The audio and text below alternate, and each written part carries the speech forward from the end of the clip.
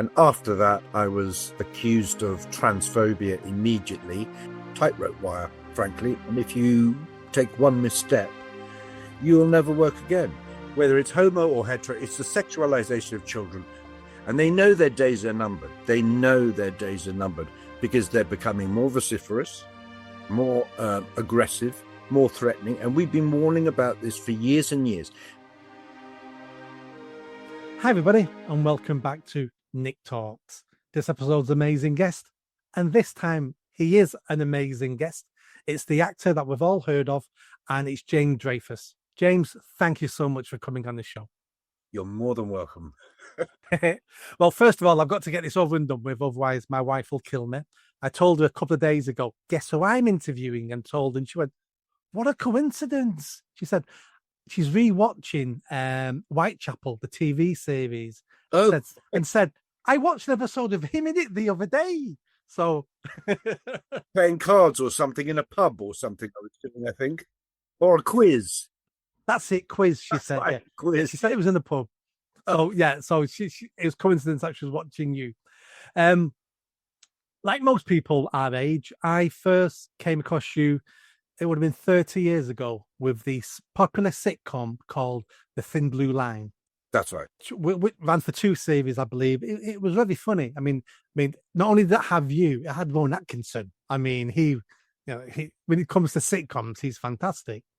And when I was talking to you and I did a bit of Google, Thin Blue Line came up, obviously, and something hit me straight away. The Thin Blue Line was a sitcom from the mid-90s. It had you in it, but you portrayed a camp straight man. It had an Asian policewoman, a black sergeant, and Rowan Atkinson. Now, if that was made today, that would be called woke rubbish, and I wouldn't watch it because I'd be going, they're forcing this crap down my throat again. But 30 years ago, we lived in a different time where we would be a bit more conciliatory to those things. And because they were all fantastic actors and it was a fantastic script and it was extremely funny, it wasn't a problem. But comedy now seems to have died in this country. Is that just my opinion, or what do you think of that? Well,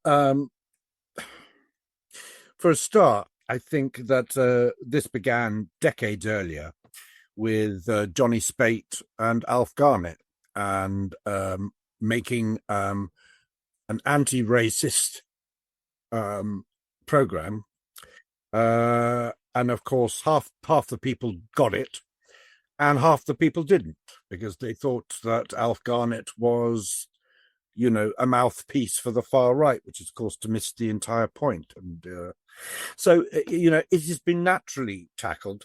I remember when we did The Thin Blue Line, it was precisely because Mina Anwar and Rudolph Walker were very good actors. That wasn't the point of it. Now it seems there's just a quota to fill, and no matter who you are and where you're playing, that's all it takes is being part of the quota. And I work with a black friend of mine recently who said to me exactly the same thing. And of course, being a gay man, I wonder how many times. Well, of course, I'm not squeezed into anything at the moment because I have the wrong opinions. But if I found out that I got a job purely because of my sexuality, which is the least most interesting thing about myself, I'd be appalled. And I think a lot of people are appalled at the moment. But of course, they're not the ones that run television. So, and it's very much, at the moment, you're on a tightrope wire, frankly. And if you take one misstep, you'll never work again, or you certainly won't work for a number of years. So I think, and as for being funny, well, it's subjective, isn't it? I mean, I don't find anything funny. And the last time I laughed out loud was at Afterlife by Ricky Gervais. I don't think woke comedy is funny because anything woke is automatically not funny. It just isn't. What amazes me is the fun that this country was known for. If you look back over the sitcom periods of having a live, a lot of people think it's canned laughter. It's not actually. It's filmed in front of a live audience, and they pick the best laughs, but it was live. It was in front of a studio audience. There was a sense of familiarity. There were people you knew. There were and that was something that I thought brought everyone together. Now that they've dispensed with any type of comedy like that, what you're left with is a sort of intellectual sneering and a very one-sided political opinion. And it's sort of, does it make you laugh? I don't know. I can't believe people would find things like that funny, but apparently they do. But I certainly know from people who've got in contact with me that people are crying out for a good old-fashioned knockabout comedy that doesn't have an agenda to shove down one's throat. I'm constantly watching the old sitcoms from the 70s and 80s. I'm constantly watching Red Dwarf. I'm constantly watching. You couldn't make a lower low now. You'd go to jail if you tried to make a lower low today.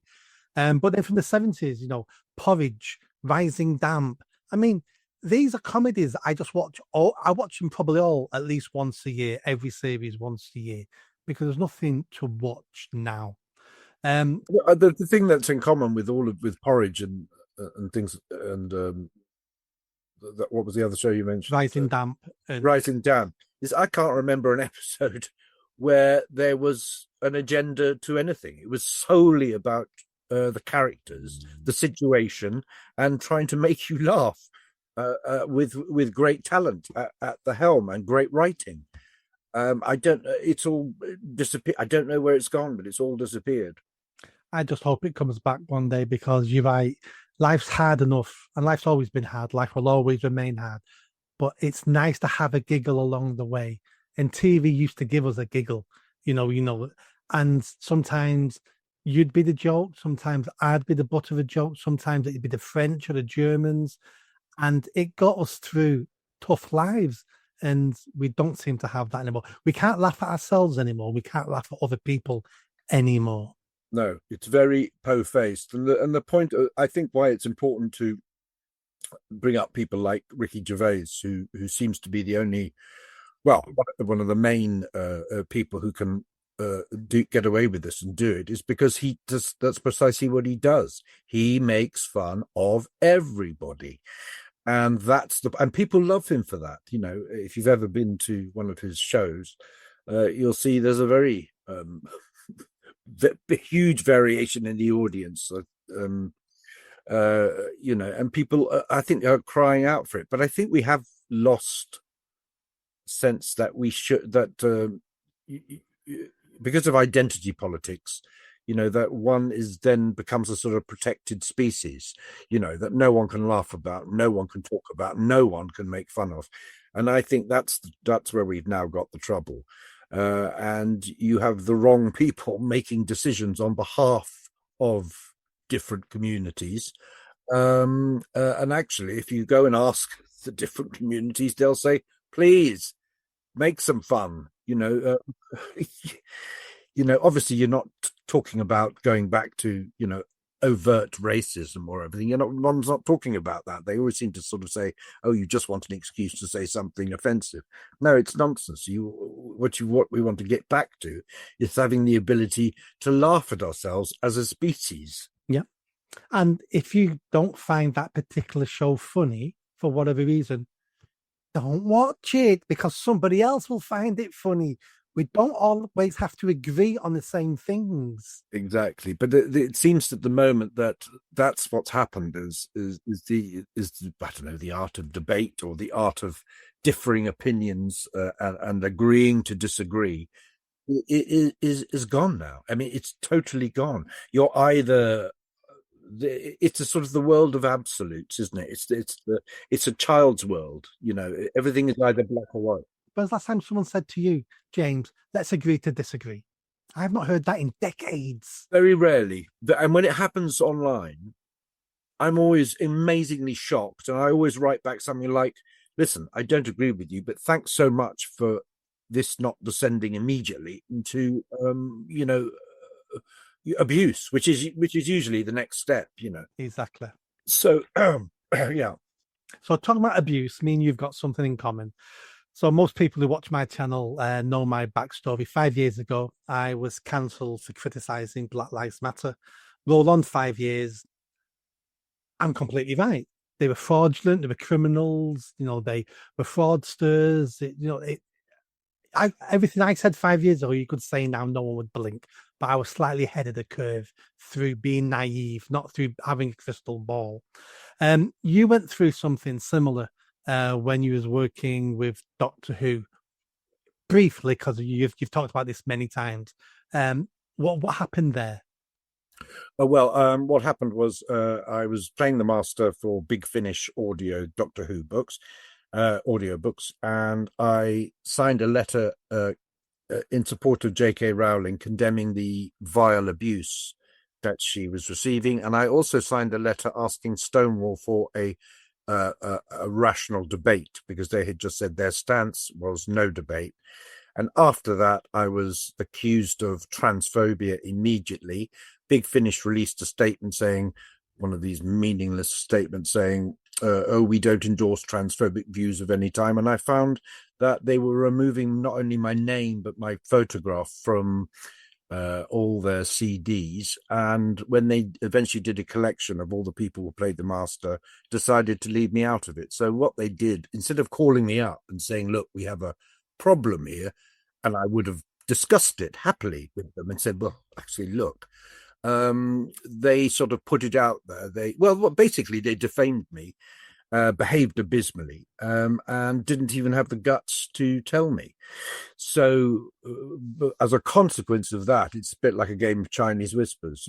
It goes through, and as a result, I lost a significant amount of work because of their cowardice. Oh, absolutely. You can imagine other producers and directors trying to fill a role that you'd be perfect in, and then reading that and going, do we need the asshole?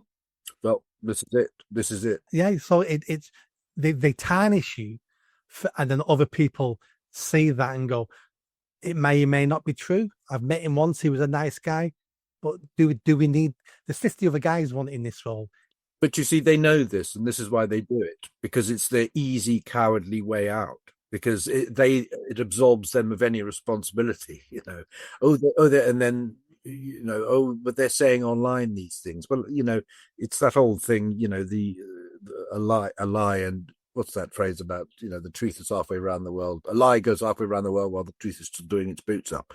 Is very much how things have been, especially for the last 10 years or so. Yeah, you said the word then, that's spot on, and the word's cowardice.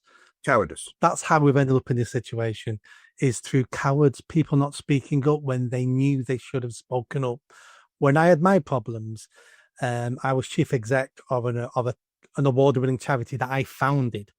I had a board of trustees, 3 of them were personal friends, and they sacked me over email because online people were saying Nick's a Nazi. So they sacked me over email. 3 of them knew I wasn't a Nazi.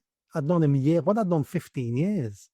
But cowardice told them, this online mob are coming after Nick at the moment.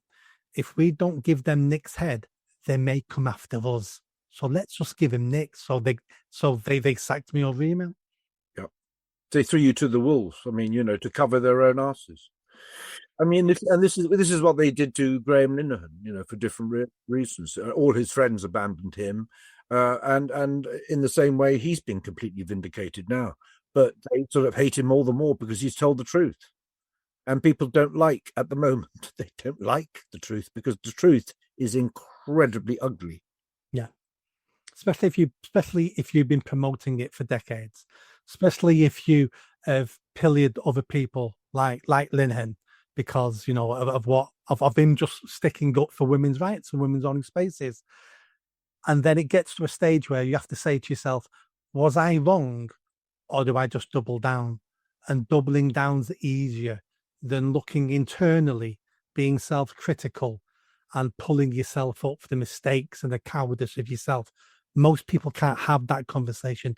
That must be such a difficult thing to do it to yourself, that most people go, nope, not going to believe the facts, not going to believe the cast reports, not going to believe that women are being raped in jails, not going to believe that men are physically stronger than women. And so I'll just double down.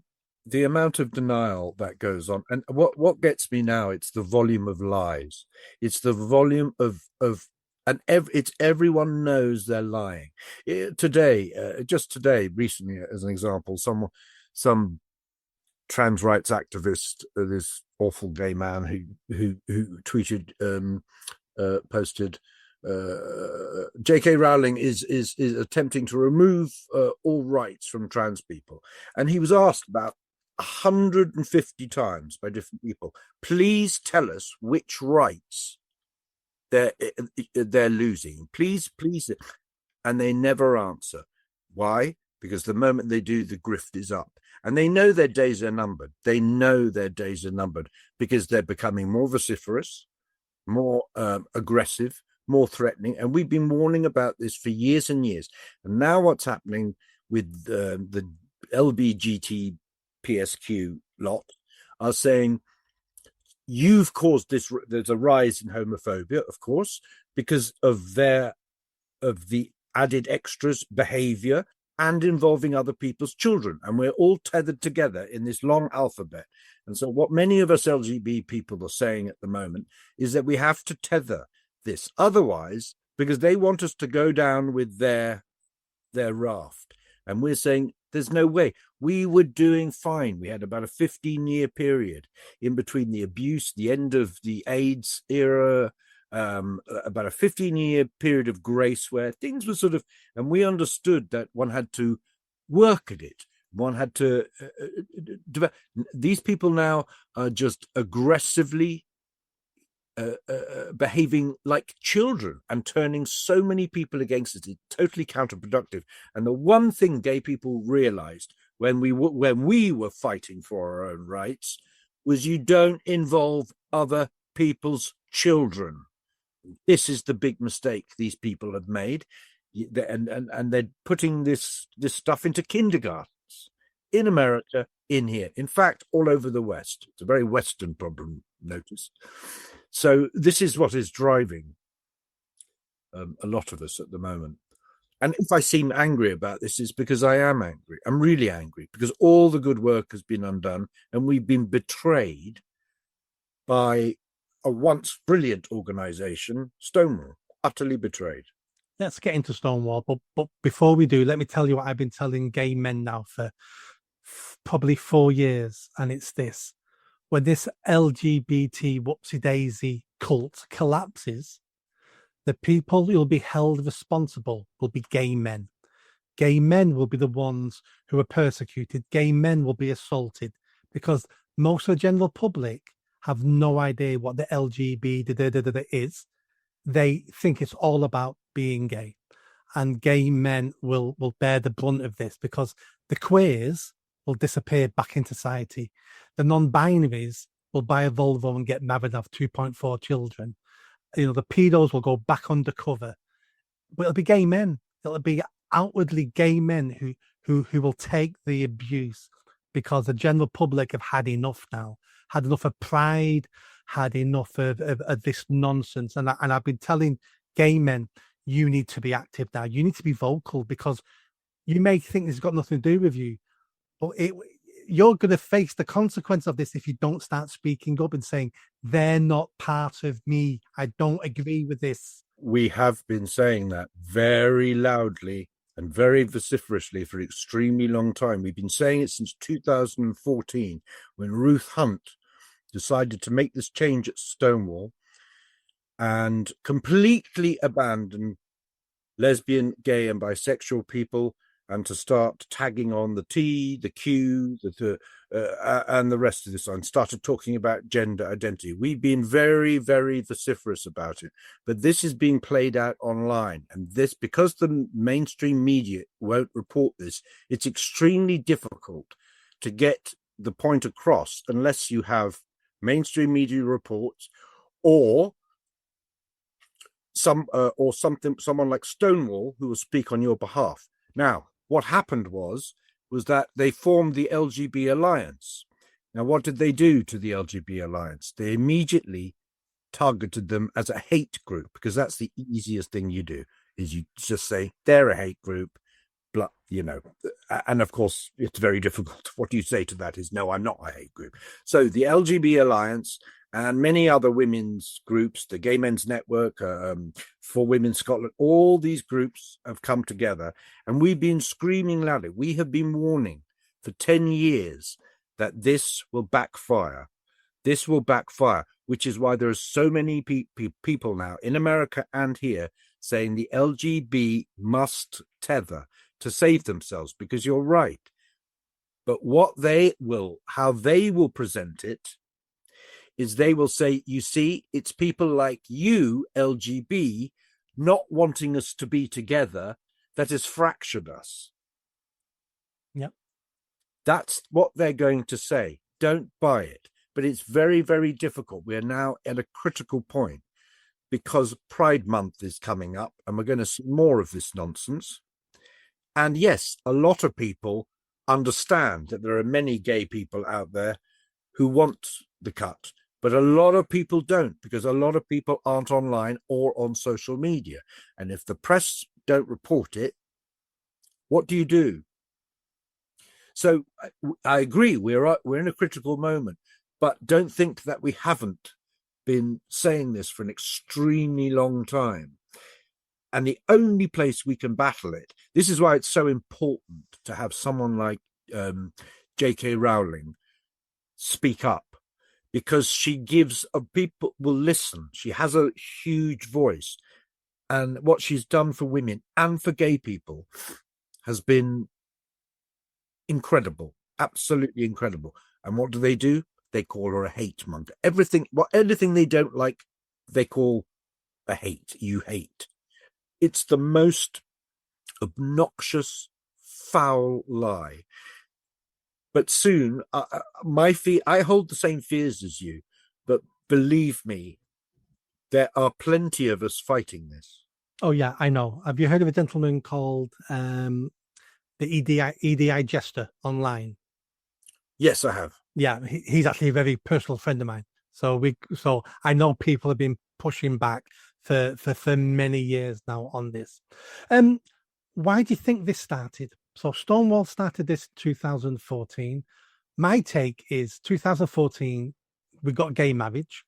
There were no more fights for the LGB to have. And Stonewall went, oh dear, it's over. What am I going to do for a job? I've got a fantastic pension here. We need to carry on a fight just so I can stay in the position I'm in. And it seems to be an excuse to continue earning money on the back of social justice. Do you agree with that? Yeah, I do. Absolutely, I agree with it. And also, look, how many, I believe there are still, 48 countries where homosexuality is illegal around the world? Yeah. Do these people, I mean, does... About 20 where it's death penalty to be gay? Well, exactly. I mean, do gay rights sort of end at the borders of England? I mean, this surely should have been the next logical step, shouldn't it? Is to remain an LGBT charity and focus on rights for other people. No, they decided to focus on something that is no better or no worse. It's just very different. It's very, very different.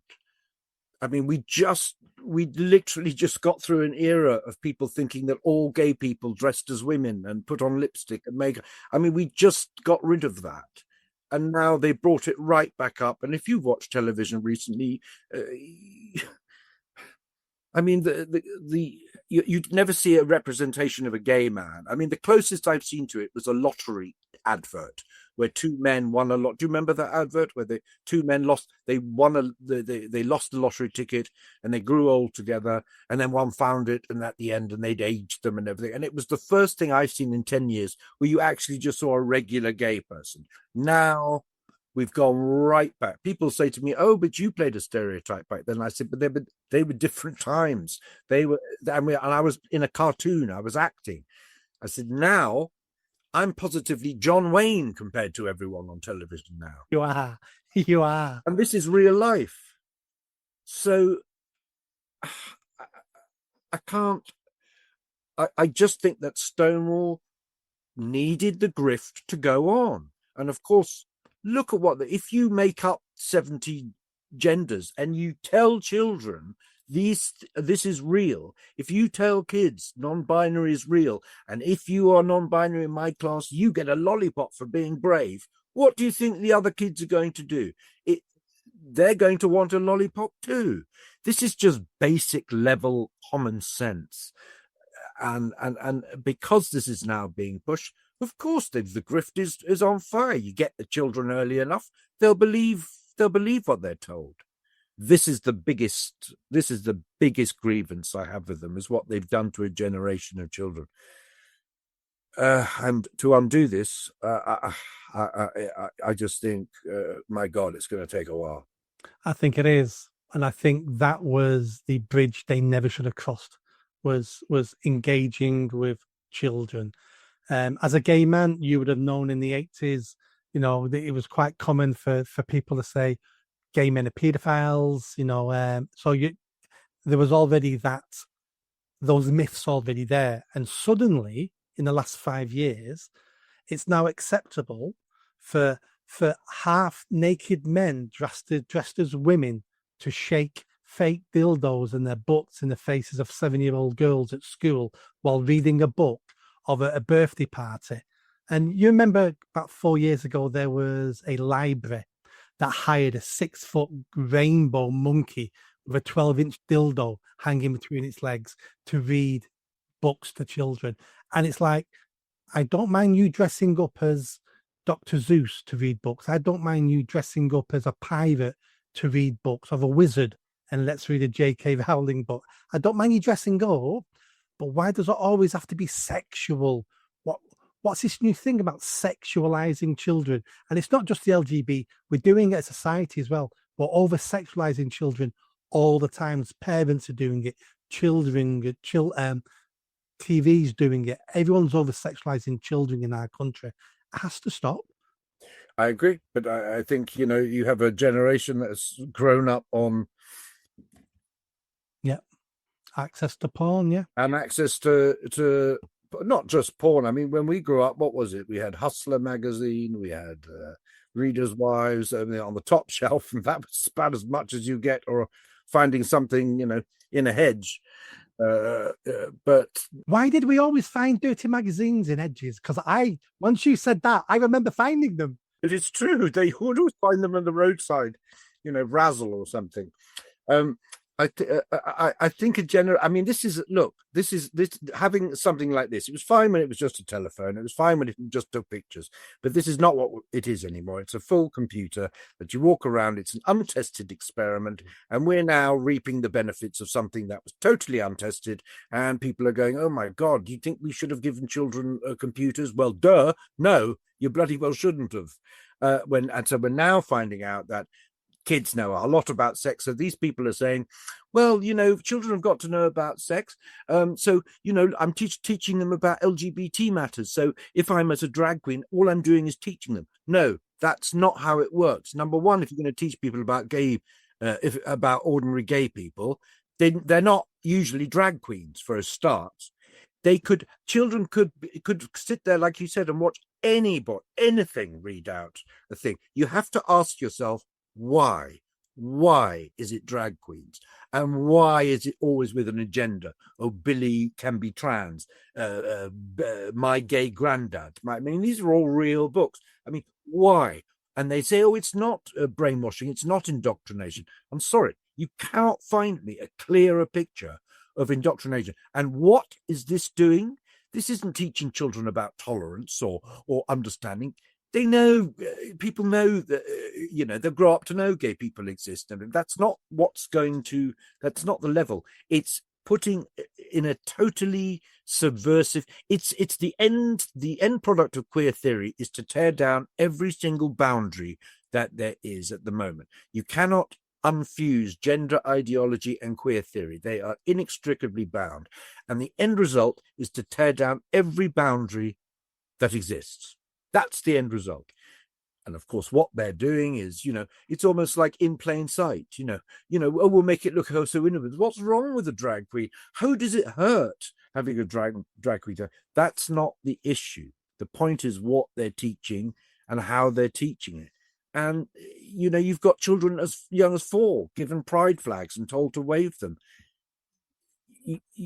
And with great big pride flags up in the school team, you've got to say to yourself, what's going on here? Thankfully, a lot of people are saying what is going on here at the moment. But I fear the damage for a generation is already done. You mentioned something just then that most people never heard of, and that's queer theory. When people say LGBTQ, I ask them, what does Q stand for? They go queer. And what does queer stand for? Oh, gay. Well, if it stands for gay, what's a G for at the beginning of it? Oh, I don't know. And I say, queer theory. I had a conversation yesterday with 2 of my family members. One is a very successful solicitor, and the other one is a nurse. And they're talking about their LGBT, blah, blah, blah, blah, at work. And, and I said, do you understand what Q means? They went, no. So I told them, and both of them were shocked. Both of them got their phones out and Googled it because they thought I was winding them up. So queer theory, as you said, is about breaking down barriers, because all barriers we have in society were created by humans. And every time we have a barrier, it's there to keep someone out or to keep someone under control. And that's oppression. And we'd all be much better living in the world if we had no rules and no structure and we lived like animals. We'd all be happier. Now, one of the main ones, you're right, one of the main ones is the relationship between adults and children. In this country, we said the age is 16 for sex. Sorry, 16 for sex. And people will argue why we picked that. Children at 13, 14 can consent to sex. They're developed. And these people are trying to push those boundaries all the time. This isn't a new thing. We had Pi in the 1970s, the Paedophile Information Exchange, who wanted to reduce the age of consent in this country to 3 years old. And that was a mainstream organization. It applied for and got government grants to lobby government and lobby MPs. We've been here before. And queer theory is one of those critical theories you can study at university. This isn't nutcases online. This is an academic discipline, queer theory. You need to look at it. But if you're watching this, it will shock you what they want. Yeah, you only have to read about, just to name a few, Michel Foucault. You have to read about what John Money. And if you can make head nor tail of it, read Judith Butler, who all push this gender nonsense. But just read about what they say. It's far too huge a subject to cover with a few sound bites from me. But it's worth looking at the origins and how all this came about. And there are so many examples of really quite nefarious thinking going on there. But ultimately, it does boil down to the removal of all boundaries and it's interesting you bringing up Pi. The difference between now and then is the fact that the gay community actively fought back against Pi and made sure that they were not associated in any way with what Pi was trying to do. The difference now is that you have the LGBT who say very little on what is the equivalent now, the MAP community, the minor attracted persons community. And a lot of people will say, oh, well, they're not part of us, they're not part of us. And yet every single day I see examples of people identifying as a MAP and identifying as being part of the LGBTQ community. And that's the problem, is it is inextricably linked, as is zoophilia. That is also now the furry community. that is also now part of the LGBTQ. And you've got a lot of people. The trouble is the further you keep extending the LGBT, you might as well get rid of it altogether, because basically queer now means straight. I mean, you've got people like Tilda Swinton who are in a heterosexual relationship calling themselves queer. I'm living my queer lived experience. But what does it mean? It used to stand for questioning. Don't know where that went. Now they want to call us all the queer community. Well, a lot of us were brought up, that being the last word you heard before getting your head kicked in. So forgive us if there's a whole generation of gay people out there who do not wish to be called queer.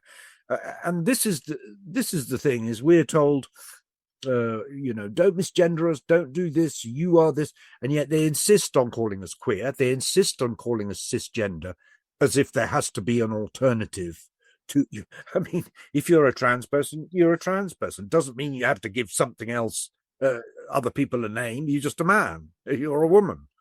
But this is what they're trying to do. It's not only breaking down boundaries; it's breaking down the language. It's trying to render language and definitions meaningless. Because the moment they can render definitions and language meaningless, they can make anything make sense. And you can try and unpick it as much as you like, but it's really rather like playing chess with a pigeon, isn't it? A lobotomized pigeon, because they'll just move the pieces, because they'll say, but don't you know what cis means? It comes from Latin. Yes, we all know that, but it doesn't mean, in its context, it's meaningless. So we're at a very, very dangerous point in time. I really think so. And I'm amazed. What truly amazes me are the people that I used to hang out with, who, let's say, a lot of them were now quite well-known voices of the gay and lesbian community, who are absolutely complicit with this, and who refuse to say anything. And will say one thing in public, like, I don't agree with this, that, and the other, and say a totally separate thing in private, because I think they've seen how people have been treated. Again, it boils down to a moral cowardice. A cowardice, and I understand, people need to put food on the table, and I understand people need to work, especially in these times, where things are extremely tight. I get that. But at some point, you have to take a stand, because we are at critical mass, I believe, at the moment. As you said yourself, there is a whole world of people out there who don't know about these different things that are going on, because it's just not spoken about. Have you lost friends over this? Not good friends, no. I've lost acquaintances. I've lost colleagues. I've lost people, but I've always said exactly the same thing. I believe now what I believed 10 years ago. I believe 10 years ago what I believed 10 years before that. If we were talking about something that was definitely proven, or science had suddenly said, well, actually, well, okay, but they have not. And I don't know about you, but I tend to listen to people like Lord Robert Winston, who says definitively that you cannot change your sex, and then and I believe him, and as he said, he'll get tons of abuse for saying it, and he did. But now they're moving the goalpost by saying, "Oh well, nobody said we were actual women." yeah. And so the goalposts are constantly being moved around. It's very difficult to to fight this battle honestly. You kind of, because how do you deal with people who lie the entire time? Oh yeah, I mean, you've seen the videos of men in dresses online holding the stomachs and saying, "I'm having my first period," and it's like, no, you're not. And if you are, and if you're passing blood, I advise you go to A&E, because there's something seriously wrong with you, mate. Listen, I don't want to make this all about attacking, and neither do you, I'm sure, because there are a lot of, I've known transsexual people since the 80s, and I still have transsexual friends to this day who are absolutely horrified at what's been done in their name, and actually are caught in the middle of this because there's an extreme side that doesn't like them and will, even if they say, I never use women's spaces, and they are attacked.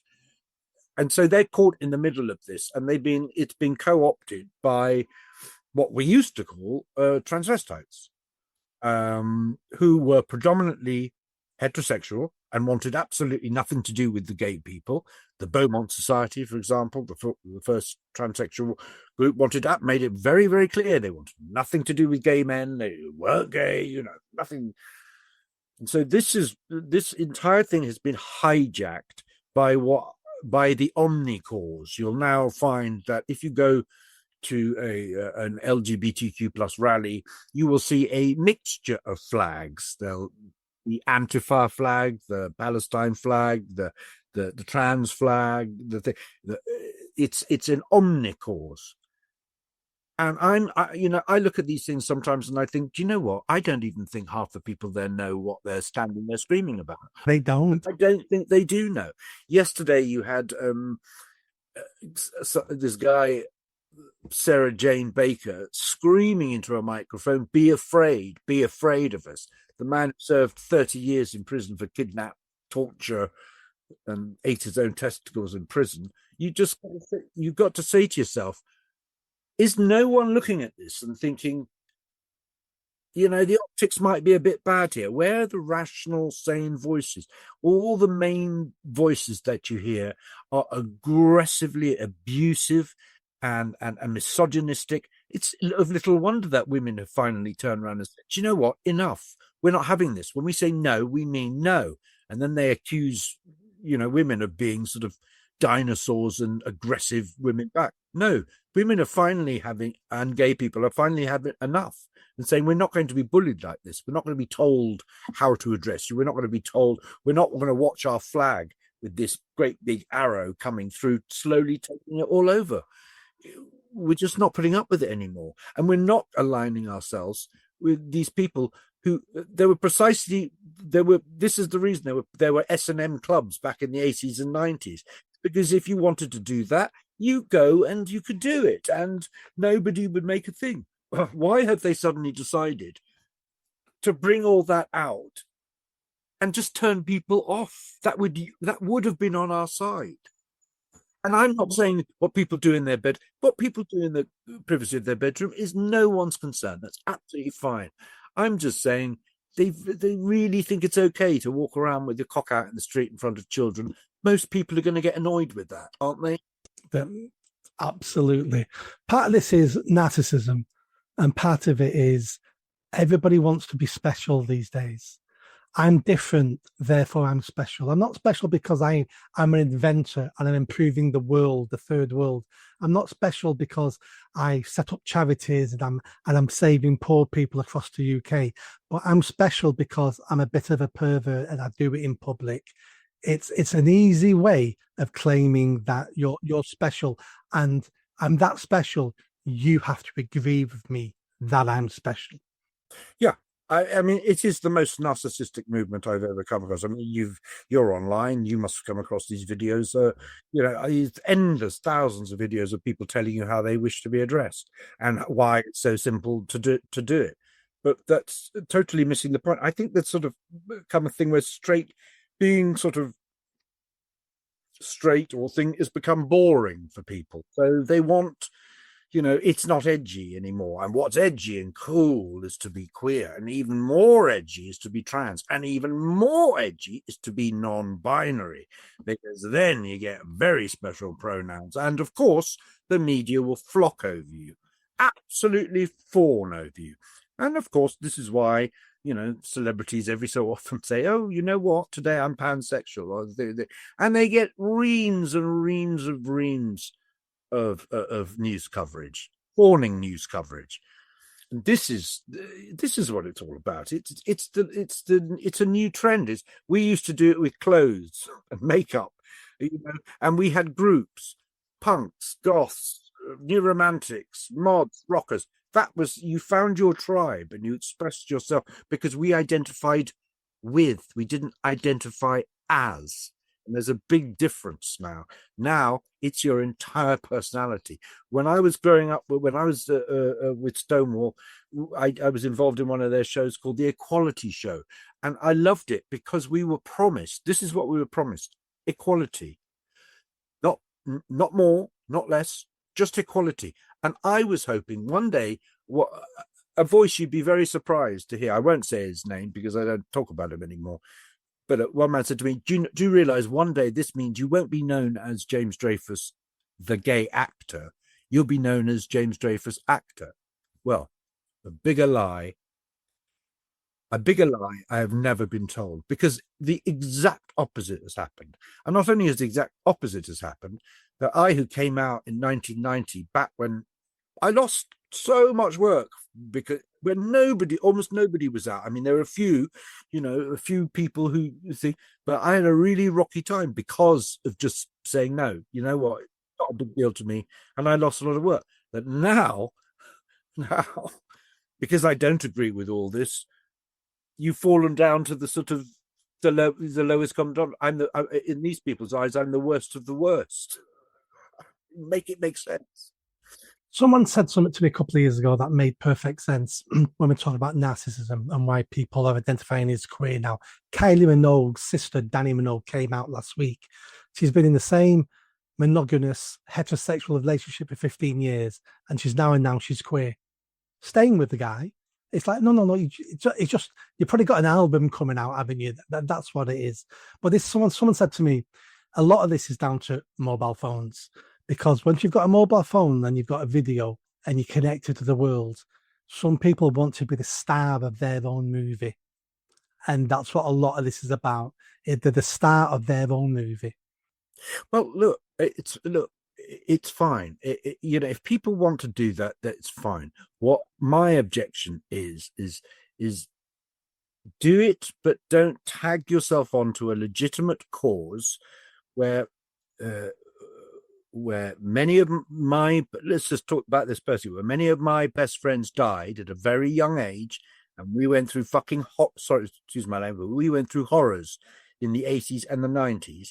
Don't tag yourself onto a legitimate aim with frippery, because it absolutely delegitimizes the original cause. Have your own, if you want to call yourself queer, it doesn't matter. Call yourself what you want, number one, but don't ask others, don't demand that others have to participate in your fantasy, number one. And number two, detach yourself from a legitimate cause. That still is going to cause people today. They think they've seen homophobia. You haven't seen anything yet. There's going to be an incredible increase in it because of these people who aren't even same-sex attracted. That's where we are now. It's not about hating on people. It's about waking them up and making them understand that the damage they're doing to the original cause is enormous. We have regressed 40 years in just 10. Yeah, no, absolutely. And you said about hating on people there. I don't hate any of these people. I'm the sort of person, I don't care what two consenting adults do in the privacy of their home, as long as not breaking the law. People should be able to live the life they want, even if it's a lifestyle I actively disagree with. But I know for a fact, who am I to tell other people how they should live their lives? Because I know for a fact I'm not perfect. I know for a fact I'm full of flaws. You shouldn't be taking relationship advice from me. So live your best life. But let's have a bit more dignity, a little bit more privacy, a little bit more decorum, and keep it off the streets and keep it from forcing children to watch it and see it. I don't want children seeing heterosexual sex. Well, this is what it comes down to, doesn't it? It's the whether it's homo or hetero, it's the sexualization of children, which has come about because of these bloody things. So that's what it comes down to. But their argument is, oh, so you want us all to go back into the closet, do you? No, that's not what we're saying. What we're saying is just keep it just don't bring the kink. Your kink is your kink. Keep it as your kink. But the moment you walk down the street with your cock out and start peeing in front of I mean, doing all these things. In the huge perception is what counts, the public perception, because if they turn against all the good work that we've done, and they don't speak for the majority of gay people, they do not speak for us. There's at some point there's going to be a backlash. That's just human nature. There's going to be a backlash. So whilst I'm not saying, oh God, keep it back in the government. We did it back in the 80s and 90s. There was a leather group that used to walk down the parade thing, all dressed in leathers and everything, and everyone had a bit of a laugh and everything. So that's fine. But that was a very different time to now, where you've got heterosexual people joining in the parade and behaving in an aggressive, awful manner. The San Francisco Gay Men's Choir bringing out a song, "We're Coming for Your Children." I saw that. That was creepy. It's ironic. Oh, it's ironic. Well, you know what? You should have all worn a badge saying this is ironic, because a lot of people out there are looking at that and going, see, we told you. I mean, these people are idiots and dangerous idiots. We're coming for your children. I've seen people chant this on parades. I've seen them chant it. And you're like, even if you're joking, don't just stop. Because if you think about it, if you really think about it, we never behaved like that. We, as gay people, never did. And these people who think it's all a fun and a fad to be queer and, stand there topless and paint your face and scream things like that because it's edgy and on fad, don't understand the damage they're doing. They don't understand it. And every time you tell them to rein it in and start behaving properly, they call it hate. Yeah. No, spot on. I agree with everything you just said then. Let's end on a high. Is there any good news? Can you see? Yeah. Well, you're that. Let's end on a song. Can you see? Well, we know change is coming. What change can you see? Well, let's end on some good news. I'll start. I'll start. You start. I'll start. The good news for me is the general public now understand gender ideology to a certain extent.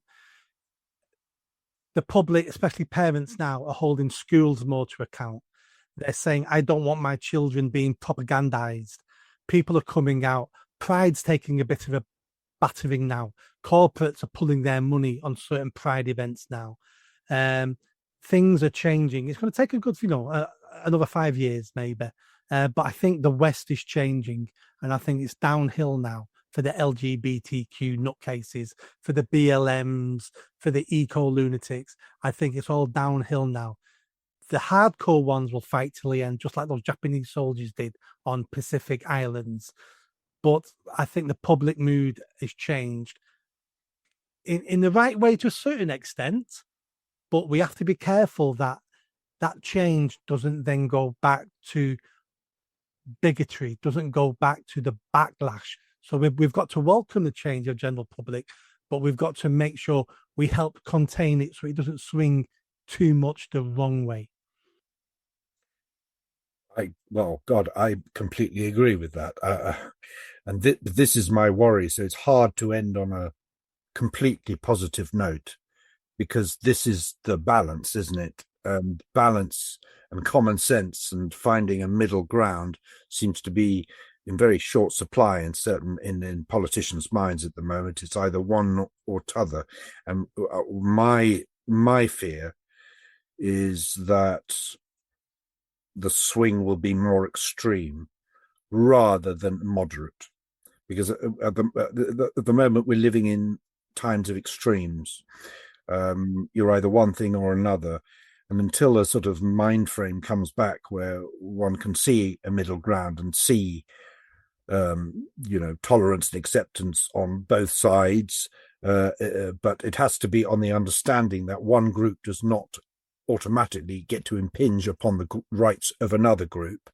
And this is what's so dangerous about identity politics, is this is a domino. It's a domino, falling dominoes. So I'm hopeful that people are waking up, and that is. But I've always said I think it's going to get worse, and it has to get worse before it begins to get better.